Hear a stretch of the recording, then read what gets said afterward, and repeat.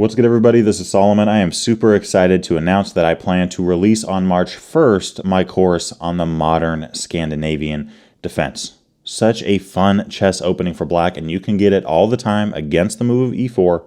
You could play d5. You can play the Scandinavian, right? And if white takes, the Modern Scandinavian is not us taking with the queen, it's us playing this move of knight to f6. And there are so many fun lines and gambits that can come out of this position here. But first off, right, in the course against d5, we do look at all that kind of stuff following e takes d5. We cover gambits, we cover the soundest types of play, we cover a lot of different things, but we also want to cover as Scandinavian defense players, not just the modern Scandinavian, but also what to do if white doesn't take the pawn. In the course, we cover what happens if white pushes to e5, played in online chess about 11% of the time.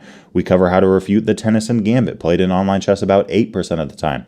We have this move of knight c3, played about 6% of the time, and the Blackmar-Diemer played less than that with this move pawn to d4. Now, the move knight c3, d4. I talk about this in the course. d4 and capturing on e4 are your top two moves. d4 is the engine line. You can also capture on e4 if you like this more. And if white takes, you can play knight f6. Now, this is actually kind of reminding us of a Tartakower variation if white takes and we capture back with the e-pawn. What am I talking about? Well, going back to e4. If we play the Caro-Kann, obviously my course isn't on the Caro-Kann, but it leads to a very similar position here. If we see d4 and we play d5, we see knight c3, we can capture, play knight f6, and if white takes, we capture back with the e-pawn. We are now in a Tartakower variation. But again, my course is on this move of d5. But we see a very similar kind of thing happen when we capture. We see the knight take back, we play knight f6, and then we capture off. The only difference here between, the Tartakower variation and this line is that white doesn't have a pawn on d4, and we don't have a pawn on c6. They're still on their starting spots. And I actually think that this can be to the benefit of black. And this is what I want to share with you in today's video. Now, you can actually sometimes see this kind of idea come out in the Tartakower line as well. But in this case here, what are we talking about? We see this move knight f3. Okay, whether you're playing the Tartakower or whether you're playing this Scandinavian defense kind of thing, and you see the move knight c3, you take, you play knight f6, whatever, you want to castle kingside fast. And you could play bishop to d6, right? You could play bishop to d6. Your bishop's not going to be active on e7. It's not going to be very active. Put your bishop there on d6. And if you see the move d4, these are all very, basic kind of moves. We can castle kingside. And now it really does matter where white puts this bishop. And white messes up with this all the time.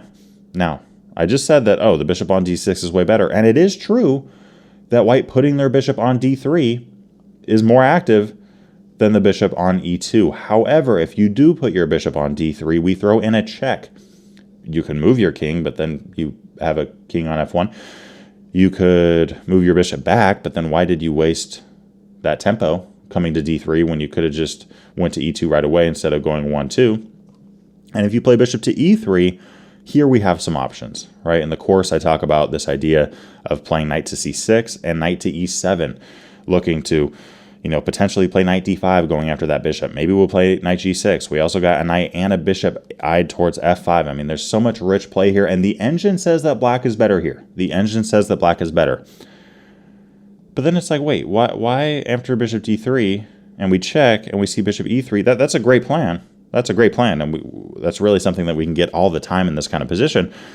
But why don't we just play bishop f4? Why isn't that better? Well, this isn't better, right? This is dead even because white has this idea, right? And there's so many ways white can mess this up. But technically speaking, this position is even if white knows what to do. I'm curious if any of you already know. What white is supposed to do to get a drawn game here. If you don't, here's what you do. White here should castle kingside.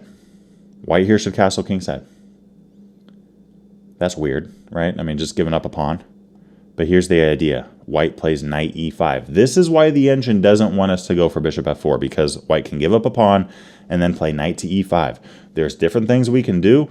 We could play g6. That's dead even. We could play knight c6. That's dead even. We could take the knight. That's dead even because if bishop takes h7 with check. We capture back with the king, and now white has a perpetual check. Pretty rare you see a perpetual check in chess opening theory starting at move 13. So I just wanted to share that with you guys. Super interesting line. And sure, white can try to attack, but at the end of the day, like, you know, if they put the rook on f7 or something, like we'll take on d4. The best thing white can do here is get a draw. That's the best thing they can do. That's the best they can do. They can't really rook lift anywhere nicely right now. All of these squares are taken up by our rook, our pawn, our bishop, right, our queen. So, yeah, I mean, this is just a winning position for black unless white goes, hey, I'll take the draw. And there are so many other ways that white can fall into trouble there, right? If they don't know this, which, in all honesty, if I didn't study this a lot and look into Stockfish, I never would have found this for white. Give up a pawn and then play knight e5, what the heck? But yeah, I mean, bishop f4 here. There are ways white can mess this up. We talk about this in depth in the course. I mean, if something like queen to d2, this bishop is absolutely pinned, meaning that this bishop is not allowed to move. All right, let's play queen e7. If we see the move of queen to e2, the best thing we can do there is actually just play c5. c5 and continue putting more and more pressure towards the center of the board. And if white does anything besides castle here, black is simply better. Black is simply better. So, interestingly enough, right? I mean, the chances I play Magnus Carlsen are pretty low. Okay, I did play Hikaru, and when I did play Hikaru, I was playing white. I saw the Scandinavian defense. I played the move of knight c3. I played knight c3 there, and you know, I used this move to get a better position against Hikaru. I was actually plus 1.6, and then of course I fumbled it and I lost. So there you go. But if I was playing against Carlsen, which again, this is so hypothetical, but if I was, I'd play knight c3. This is my repertoire against d5. I have a course on it. I recommend knight c3. This is what I play anytime I see the Scandi. And against capturing, I love this move d3. I love this move. But against Carlsen, or if I play Hikaru again, I might just take the pawn. And of course, there's so many things that black can do, but knight f6 is such a solid option. And, you know, it's going to be hard for black to do anything else other than bishop d6 and castling kingside. I mean, that's just such good chess, right? And then here I'm going to purposefully make a bad move, allowing rook e8. I'm going to play bishop e3. Now, is my opponent better after knight c6 and knight e7? Yes. Is it worth the risk? I think it is. I'm going to lose anyways. So, you know, you might as well try to get someone into the trap of pulling off a draw. But yeah, I mean, here, you know, all that to say, in the course, I actually do recommend that black just plays bishop f4 anyways, right? I mean, it's like, how many of your opponents are going to see castling kingside? If you're worried about that, then by all means, do the whole maneuver thing, which is, generally speaking, a great idea. But, you know, if I'm playing as white here, and I'm going up against a top-level GM, I might say, hey, I already know how to respond against bishop f4, so I actually want them to do that. In this case, I could castle, and maybe Hikaru, maybe Carlsen, maybe they don't know about this. Maybe they just think they're up a pawn. I play knight e5, take on h7, we have a draw. Did I just play for a draw against Magnus Carlsen or Hikaru Nakamura in this extremely fake situation? Yes. Yes, I did. Sorry. Okay. But yeah, anyways, I just thought it was very interesting. Such a strange line. And you can see that sometimes in the Tartakower as well, as I mentioned.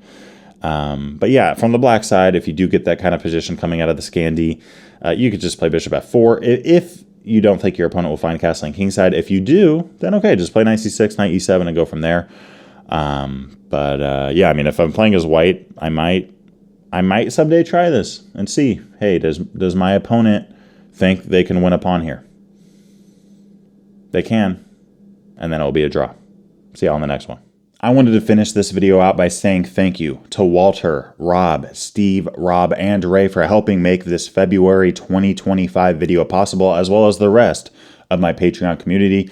I appreciate you guys a ton, and if you haven't thought about becoming a patron before, there's some exclusive benefits that you gain by doing so, and I look forward to seeing you over there on the platform. Peace.